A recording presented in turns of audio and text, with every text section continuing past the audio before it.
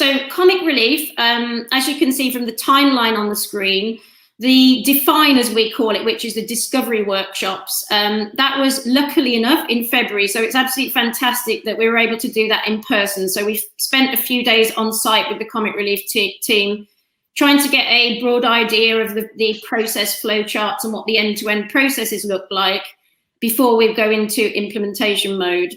And what was quite apparent from the beginning is that we could take a phased approach to go live. So there were a series of program go live dates planned back at that time, and there were emergency grants that needed to go live first once the COVID-19 kind of initiatives took place, and then we had a gradual migration from the previous system onto Salesforce in quite a staggered way.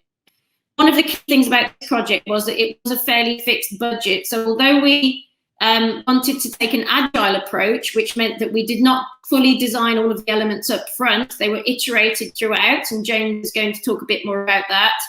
It meant that we really needed to establish an MVP, or minimum viable product. And there is some more information that we can share on that, but James will touch on it later. That just means not putting all the bells and whistles and everything going live on day one, but having an idea of keeping it contained so that we can stick to the plan.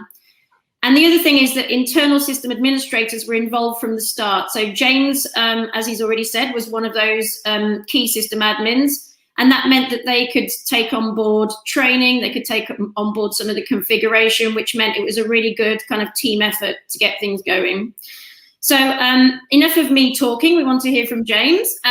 So James, just as a first question, why did you choose Salesforce initially, and how is it now helping you to kind of adapt and automate what you do?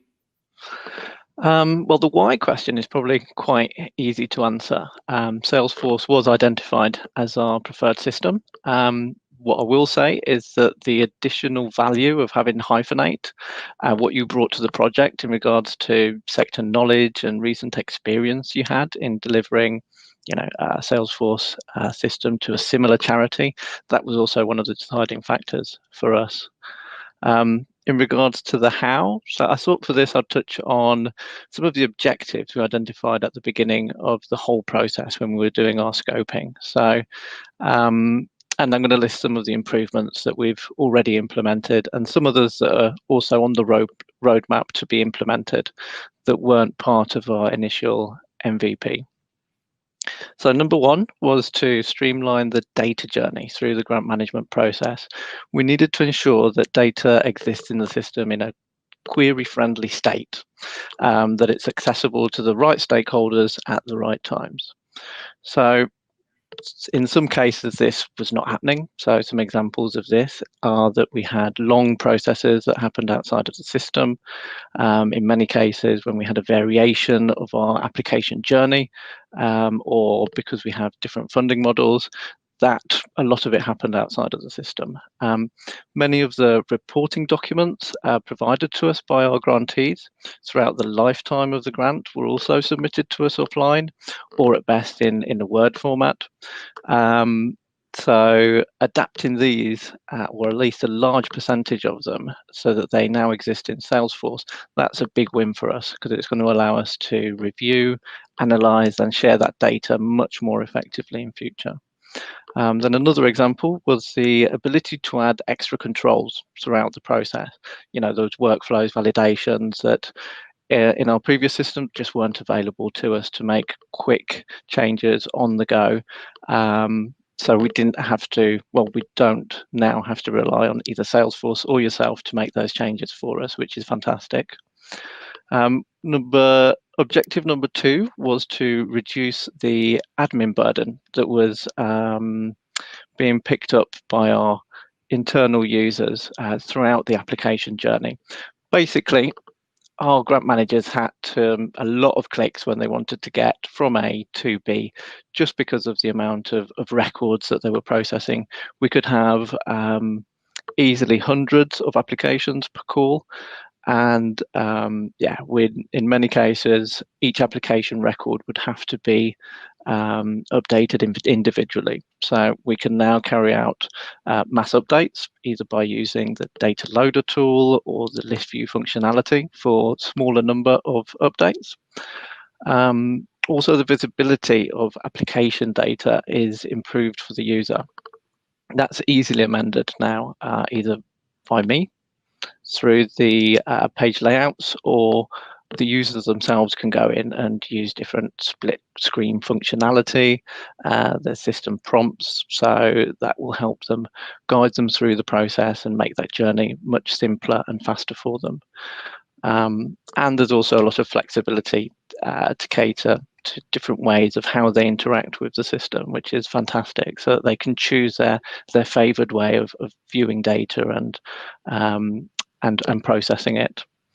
The last of those objectives that I wanted to touch upon was about enabling a deeper system integration for better data visibility throughout the organization.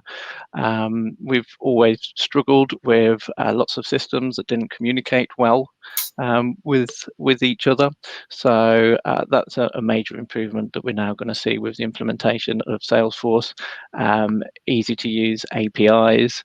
One example of this is the improvement to our payment process. So we can quite easily extract the information that's being recorded in Salesforce and move that into our finance system, and vice versa. And that's something that we just couldn't do before in either in an automated or manual way simply. So overall, I'd say that our reporting capabilities have been increased. We now have the ability to define our own reports really easily, quickly, as most users can. So yeah, there's been some real gains there. Great, thank you. And James, one thing that's interesting about your project is that a lot of organizations will have heard about the agile approach, Yes. which is a kind of different way of managing the actual project implementation. So explain a bit about your experience of the agile approach and what considerations there are, because it's not for everyone, is it? No. I suppose it's coming to Comic Relief. It was one of my first experiences of using the agile approach. We actually had a bit of a head start, I'd like to say, because we did have agile managers within Comic Relief. So yeah, a bit of a head start. So they were embedded into our project delivery team, and that really helped us understand the model. And they led our planning sessions, our retros. So every week we would have a review of everything that we'd done, and we'd look at what needed to be prioritized for the next week. And that would allow us to very quickly change priorities. We could be very, very flexible. So we didn't need to complete one set of functionality before moving on to the next. That's a trap that I think you can quite easily fall into, and one that I'm trying to avoid now, actually. So for me, considering this project was almost fully implemented during the pandemic with constant changes to priorities, timeframes, and availability from different stakeholders within the project, I'd say it was, one of the main factors for us being able to deliver this on time and in budget. That ability to really quickly change from doing one thing to another. It's also turned me into a Trello convert, and Yay. I'm going to be using it for everything now. Amazing, we love Trello. Which leads kind of nicely into the next question, which is, a lot of organizations have gone through quite a lot of turmoil and disruption with the lockdown, and we had that, as you say, right at the start of the project, which was no mean feat. So talk a bit about the challenges of engaging people in a brand new technology project, getting them involved in, training and all of that sort of thing, whilst working remotely during a quite, fragile time in general. How did that work out? It's not easy. We'll start there. I think, I've probably got a few examples that are very specific to our organization, but I hope that it's experiences that other people can take something away from. What I'd say is that you've got to think of this now completely differently, because you're going to have very different users that you're going to be interacting with on that and that basis of everybody's working from home now. So it's not just your end users who it's now a bit harder to engage with. It's your colleagues and other stakeholders within the business. So I'd say that internally within the own team, one of the dangers is that you can lose the opportunity to pause, review the status of the project, and regroup, just because everybody's working to slightly different timelines, ways of working have changed. So I think it's important to make that space, because people might be holding back, just waiting for the right time to raise things, and that just may never materialize. Another thing in regards to the our external and internal users, the end users of the system, we set up our user acceptance testing group right at the beginning. With your help, that was really useful. We got them trained up on the basics of UAT, and really started quite strongly, making sure that we had them all on a Slack channel that we could communicate with them, making sure that we had requests for availability, so we knew who was available to do testing at certain points, and that worked quite well, until, of course, the recovery funding hit, and then everyone was too busy to do any testing. But we're starting to build up that capability again now, and we'll be using the same exact methods. I think for me, it's about maintaining consistency in the amount of updates. That's probably the first step.